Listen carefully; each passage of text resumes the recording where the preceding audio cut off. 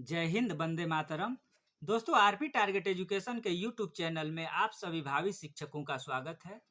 आज हम लोग देखेंगे बीएड फर्स्ट सेमेस्टर के पेपर नंबर 1 को, जो कि बाल विकास एवं शिक्षा शास्त्र के अंतर्गत भाषा विकास की अवस्थाएं। बच्चों में भाषा का विकास कैसे कैसे होता है, बच्चों में भाषा का विकास किस अवस्था में कितना होता है, इन सारे तथ्यों को इस वीडियो के माध्यम से हम लोग समझने का प्रयास करेंगे। भाषा विकास पर क्या प्रभाव डालता है, कैसे प्रभाव डालता है, इसको भी इस वीडियो के माध्यम से हम लोग समझेंगे। तो सबसे पहले आइए हम लोग देखते हैं भाषा विकास की अवस्थाएं। बालकों के भाषा विकास की चरण, यानी बालकों में जो भाषा का विकास होता है, ठीक है, जो बालक होते हैं उनमें जो भाषा विकास होता है वो विभिन्न चरणों में होता है। तो जो चरण होते हैं वो कितने चरण हैं? वो 2 चरण है, ठीक है। पहला है प्राक भाषा विकास, दूसरा है आपका उत्तरकालीन भाषा विकास। यानी प्राक भाषा को भाषा के प्रारंभिक रूप हम बोलते हैं। प्राक भाषा को क्या बोलते हैं? भाषा के प्रारंभिक रूप। और उत्तरकालीन भाषा को हम बोलते हैं भाषा के विकास के उच्च रूप। यानी ये हो गया आपका प्रारंभिक रूप और ये हो गया उच्च रूप। प्राक भाषा विकास यानी प्री स्पीच डेवलपमेंट और उत्तरकालीन भाषा विकास लेटर स्पीच डेवलपमेंट। तो प्राक भाषा विकास के अंतर्गत हम लोग देखेंगे, जैसे मान लीजिए कि बच्चा जन्म लेता है, ठीक है। यहां से आप लोग अब समझना शुरू करिए। जैसे बच्चा जन्म लिया तो उसमें भाषा का विकास कैसे कैसे होता है।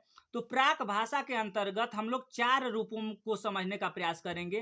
पहला होगा रुदन, दूसरा होगा बलबलाना, तीसरा होगा हाव भाव, चौथा होगा संवेदिक अभिव्यक्ति। तो इसको हम लोग विस्तृत रूप से नीचे देखेंगे। पहले आप लोग समझ लीजिए इसको। प्राक भाषा अवस्था, पहले बच्चा क्या करता है? रोता है, ठीक है, क्राइंग। दूसरा बलबलाना यानी बैबलिंग, बब्बा बाबा करता है। तीसरा हाव भाव, चौथा संवेदित अभिव्यक्ति। अब उत्तरकालीन भाषा विकास में हम लोग देख लेते हैं। दूसरों की भाषा समझना पहला, दूसरा है शब्दावली का निर्माण, तीसरा है शब्दों का वाक्यों में संगठन, चौथा है उच्चारण, पांचवा है भाषा विकास का स्वामित्व, ठीक है। तो इन दोनों रूपों के माध्यम से भाषा का डेवलप जो होता है, भाषा का जो डेवलप बच्चों में होता है, उसको हम लोग समझने का प्रयास करेंगे। आइए देखिए, प्राक भाषा विकास यानी pre speech development. Pre speech development के अंतर्गत हम लोग क्या देखे थे? रुदन। जब बच्चा जन्म लेता है तो वो शुरू में क्या करता है? रोता है। शिशु जन्म से ही क्रंदन प्रारंभ हो जाता है बच्चे में, शुरू से ही। यानी बच्चा जब जन्म लेता है तभी से वो रोना प्रारंभ कर देता है। भाषा विकास की पहली रूप रुदन यानी क्रंदन है। यहाँ पर देखिए एक सी-टेट का क्वेश्चन आपका तैयार होता है, इसको आप लोग नोट कर लीजिए। भाषा विकास की पहली रूप क्या है, यानी पहली अवस्था क्या है? रुदन, ठीक है। पहली अवस्था क्या है? रुदन या क्रंदन, कुछ भी पूछ सकता है। हो सकता है कि रुदन भी दे दे, हो सकता है कि क्रंदन भी दे दे। तो ये भाषा विकास, जो बच्चे का भाषा विकास की पहली अवस्था है वो रुदन होता है। अब नेक्स्ट देखिए, बालक सामान्य रूप से रोता है तो उसकी आवश्यकता की पूर्ति एवं मांसपेशी विकास होता है एवं बच्चे की अच्छी नींद आती है। जैसे मान लीजिए कि बच्चा है, घर पर बच्चा है, आप लोग अपने घर के बच्चे को देखिए और ये वीडियो देखिए। वीडियो देखने से बच्चे को ध्यान में रख करके वीडियो देखिएगा तो ये बिल्कुल कभी नहीं भूलेगा। जैसे मान लीजिए कि बच्चा क्यों रोता है, तो रोने देना, बच्चा रो रहा है तो ये भी लाभदायक है। क्यों लाभदायक है? क्योंकि उसके मांसपेशी का विकास होता है। नहीं रोएगा, शांत पड़ा रहेगा तो उसके मांसपेशी का भी विकास नहीं होगा। रोने से क्या होता है? जैसे मान लीजिए कि रो रहा है तो अंदर फेफड़ा है, हाथ पैर चलाता है, जीभ है, ये सबका क्या होता है? विकास होता है।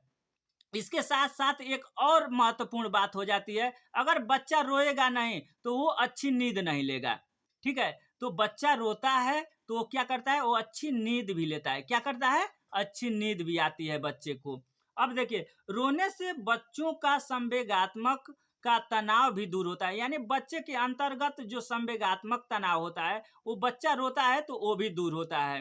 परंतु आवश्यकता से ज्यादा रोना बालक के लिए शारीरिक और मनोवैज्ञानिक दोनों रूप से हानिकारक है।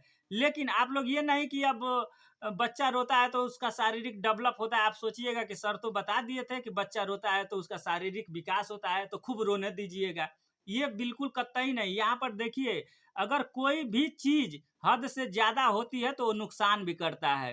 तो यहाँ पर आप लोग ये देखिए कि बच्चा अगर ज्यादा रोता है तो उसे, यहाँ तो था कि आपका संवेगात्मक विकास होता है, मांसपेशी का विकास होता है, अच्छी नींद भी आती है बच्चा रोता है तो। लेकिन यहाँ पर देखिए, ज्यादा रोना बालक के लिए शारीरिक और मनोवैज्ञानिक दोनों रूप से हानिकारक है। यहाँ ये भी है।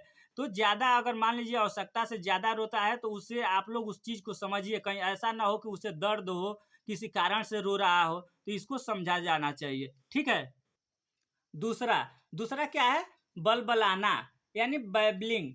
अब यहाँ पर ये हो जाता है कि 2 माह से 13 माह तक बच्चा, ठीक है। अब आप लोग देखिए अपने घर के आसपास में बच्चे को देखिए, 2 माह से जब बच्चा 2 माह का रहता है और 13 माह तक के बीच में आप सर्वे उसका करिए, सर्वेक्षण करिए। देखिए क्या करता है, बब्बा बब्बा, यानी बबलाना का मतलब जो स्वर होता है, वावेल्स होते हैं उनको ये कॉन्सोनेंट के साथ, यानी स्वर व्यंजन के साथ बा बा बा बा करना शुरू करते हैं। तो ये देखिए क्या होता है, 2 माह से 13 माह तक ये अवस्था होती है बबलाना की।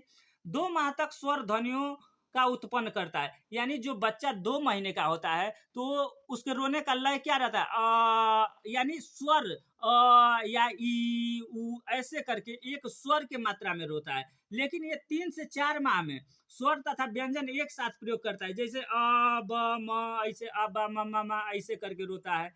अब क्या है, 12 माह में, 12 माह का जब बच्चा हो जाता है तो अर्थपूर्ण बलबलाना यानी बबलाना, बैबलिंग करना शुरू कर देता है। जैसे पा दा दा ना ना, इस तरीके से आप लोग देखे हैं। ठीक है। 12 माह का जब बच्चा हो जाता है तो पा इस तरीके से करके वो फर्स्ट वर्ड भी बोलने लगता है, पा दा दा ना ना, इस तरीके का वर्ड भी बोलने लगता है। ठीक है। तीसरी अवस्था जो होती है प्राक अवस्था के अंतर्गत जो आती है वो हाव भाव है। ठीक है। क्या है? हाव भाव। तो हाव भाव के अंतर्गत आता है बालकों द्वारा हाव भाव का भी प्रदर्शन भाषा के पूरक के रूप में किया जाता है। बच्चों की हाव भाव की उत्पत्ति बबलाने के साथ साथ ही हो जाती है। बच्चा अपने हाव भाव का प्रदर्शन मुस्कुराकर, हाथ फैलाकर, अंगुली दिखाकर, मुख भाषा से में करता है। अतः बच्चों के लिए हाव भाव विचारों की अभिव्यक्ति का एक सुगम साधन है जो शब्दों के स्थान पर प्रयोग किया जाता है। यानी जो छोटा बच्चा होता है तो वो अपने हाव भाव के माध्यम से, ठीक है, जब 12 माह का हो जाता है, 10 से 12 माह का हो जाता है तो वो अपने हाव भाव मुस्कुरा करके, जैसे आप कुछ बोलिएगा तो मुस्कुराता है। ठीक है। हाथ फैला, बाबू लो करने के बाद वो हाथ भी अपना फैलाता है कि दीजिए, यानी वो अपने हाव भाव के द्वारा भी अपना भाषा का विकास करना शुरू करता है। ठीक है। नेक्स्ट देखिए, ये प्राक अवस्था जो भाषा विकास है, जो भाषा डेवलप है, उसकी चौथी अवस्था है सांवेगिक अभिव्यक्ति। इसके अंतर्गत क्या होता है, प्रेम, क्रोध, भय, गुस्सा आदि संवेगात्मक विकास हो जाता है जिसके द्वारा बच्चे में भाषा विकास होता है। ठीक है। अब तो हम लोग देख लिए प्राक जो भाषा अवस्था थी। अब उत्तर भाषा विकास देख लेंगे, लेटर स्पीच डेवलपमेंट। तो लेटर स्पीच डेवलपमेंट के अंतर्गत क्या आता है, इसको आप लोग देखिए।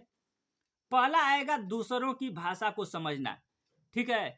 अब ये उत्तर भाषा विकास जो होता है, इसमें जो पहला है वो क्या है, दूसरों की भाषा को समझना। इसमें क्या होता है कि भाषा विकास की सबसे पहली अवस्था है। यहाँ पर वो प्राक भाषा विकास की पहली अवस्था थी, रोना, क्रंदन जो था वो प्राक प्राक भाषा विकास की पहली अवस्था थी। यहाँ उत्तर भाषा विकास की, जो भाषा विकास की सबसे पहली अवस्था होती है, ये क्या है, दूसरों की भाषा को समझना। ठीक है। नेक्स्ट देखिए, बी यानी दूसरा, शब्दावली निर्माण। ठीक है। अब मान लीजिए कि बच्चा, तो हम लोग देख लिए प्राक अवस्था में भाषा बबलिंग, बापा, नाना, दादा अपना इस तरीके से करने लगा था। लेकिन उत्तर भाषा विकास में अब दूसरों की भाषा को समझता है। जैसे मम्मी पापा अगर कुछ भी बोलते हैं, बेटा, पानी, दादा, या कुछ भी बोलते हैं, तो उस भाषा को बच्चा समझने लगता है। अब इसमें होता है कि शब्दावली निर्माण। ठीक है। अब उत्तर भाषा विकास में, जैसे मान लीजिए कि कोई भी बच्चा है, अगर बड़ा होता है धीरे धीरे, तो जब तक शब्द नहीं जानेगा कि ये गिलास है, ये मम्मी है, ये पापा है, ये पेन है, जब शब्दों का निर्माण जब तक नहीं होगा तब तक उसमें भाषा डेवलप नहीं हो सकता है।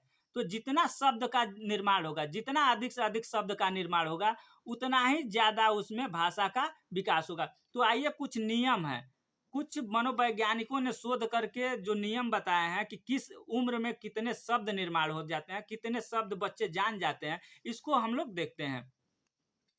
तो यहाँ पर 10 माह की अवस्था में शिशु पहला शब्द बोलता है। ठीक है, ये व्यक्तिक भिन्नता के आधार पर ये डिपेंड करता है। ये नहीं देखिएगा कि ये तो मेरा बच्चा 13 साल का हो गया, अभी कुछ बोल ही नहीं रहा है, तो ये नहीं हो सकता। ये बच्चे का व्यक्तिक भिन्नता है। कोई बच्चा तेज होता है, कोई थोड़ा सा मंद बुद्धि का होता है।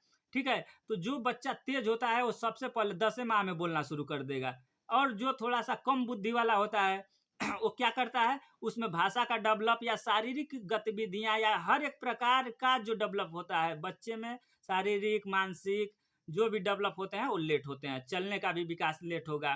ठीक है, तो देखिए आयु और शब्द, जब बच्चा जन्म लेता है तो 8 माह तक उसे 0 शब्द की जानकारी होती है। कितनी? 0, यानी कुछ भी जानकारी, कोई शब्द नहीं बोलता है जब 8 माह का बच्चा होता है, तो कोई शब्द। लेकिन अगर बच्चा 10 माह का हो गया, जब बच्चा 10 माह का हो गया तो फर्स्ट वर्ड बोल दिया। ये पेपर में आ सकता है कि बच्चे में फर्स्ट वर्ड का विकास कब होता है, तो 1 वर्ष में। ठीक है, 10 माह में फर्स्ट शब्द बच्चा बोल देता है। 1 वर्ष में 3 शब्द बोलता है। 1 वर्ष 3 माह में 19 शब्द बोलता है। 1 वर्ष 6 माह में 22 शब्द बोलता है। 1 वर्ष 9 माह में 118 शब्द बोलता है। ये आप लोग लिख लीजिएगा, ये आप लोग लिख लीजिएगा, क्योंकि इस तरीके से नहीं याद होगा। 2 से 3 बार इस वीडियो को देखिएगा और एक बार अपने आप लिख लीजिएगा, क्योंकि ये भाषा डेवलपमेंट में शब्दावली का निर्माण बहुत महत्वपूर्ण स्थान रखता है। पेपर में भी आ सकता है, नहीं आता भी है कि सीटेट में जैसे 1 वर्ष में बच्चे में कितने शब्द का निर्माण हो जाते हैं, तो ये 3 शब्द इस तरीके से पेपर में आ जाते हैं। अब देखिए इधर 2 वर्ष का अगर बच्चा होता है तो उसके अंतर्गत 212 शब्द का निर्माण हो जाता है। इस अवस्था में 212 शब्द बच्चे में निर्धारित हो जाते हैं। 4 वर्ष का बच्चा होता है तो 1550 शब्द का ज्ञान हो जाता है। 5 वर्ष में बच्चे में 2072 शब्द का ज्ञान हो जाता है। 6 वर्ष में बच्चे में 2562 शब्दों का ज्ञान हो जाता है। आइए नेक्स्ट, सी, शब्दों का वाक्यों में संगठन। अब क्या होता है, मान लीजिए कि बच्चे में शब्द का विकास हो गया।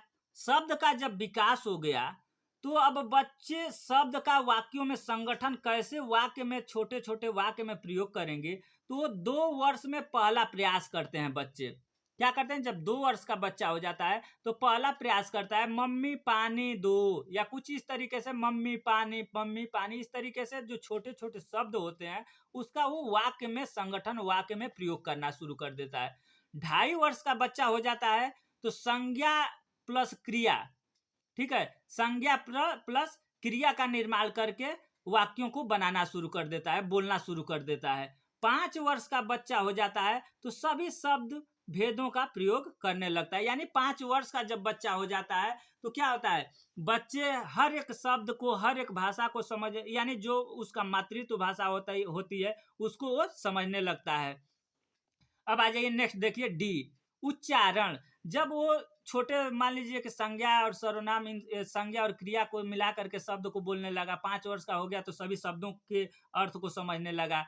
अब क्या हो जाता है कि डी, उच्चारण। अब उच्चारण आ जाता है। तो बच्चा इस अवस्था में क्या होता है, जब शब्द जान गया, मान लीजिए कि जब शब्द को उन्होंने सीख लिया तो उच्चारण करने लगता है। बच्चा उच्चारण करना सीखता है। घर परिवार में एक चीज यहाँ पर देखिए बहुत महत्वपूर्ण इंपॉर्टेंट रोल अपना अदा करता है।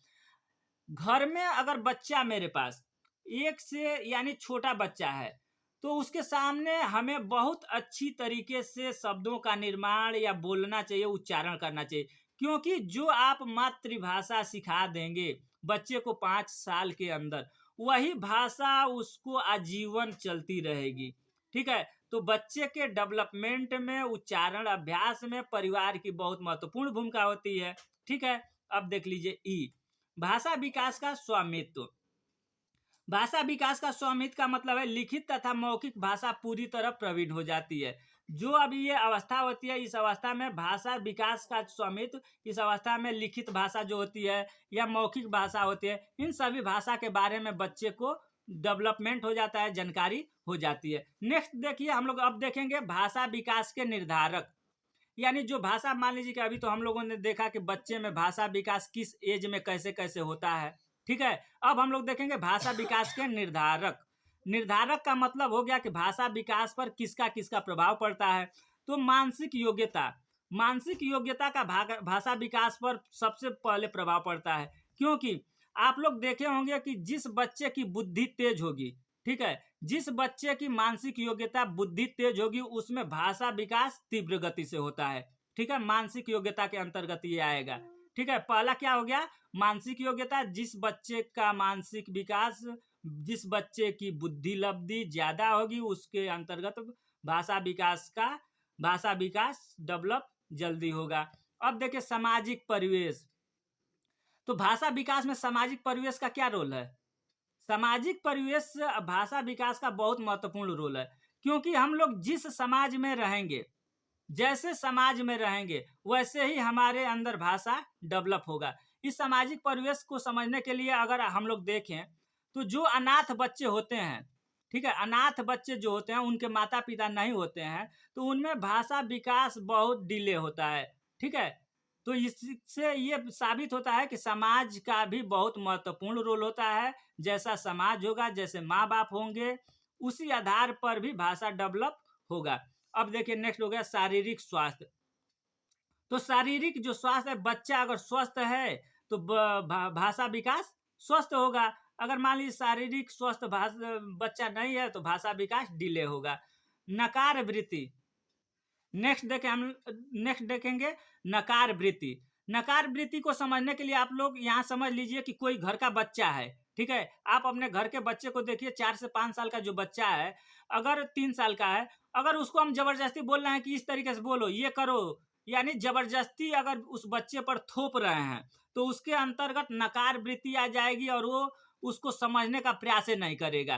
तो ये उस बच्चे पर, किसी बच्चे पर थोपने से, कोई भी भाषा हो या कुछ भी हो, थोपने से हमें बचना चाहिए, नहीं तो उसके अंदर नकार वृत्ति आ जाएगी, वो बच्चा सीख नहीं पाएगा, उसके अंदर भाषा विकास डिले हो जाएगा।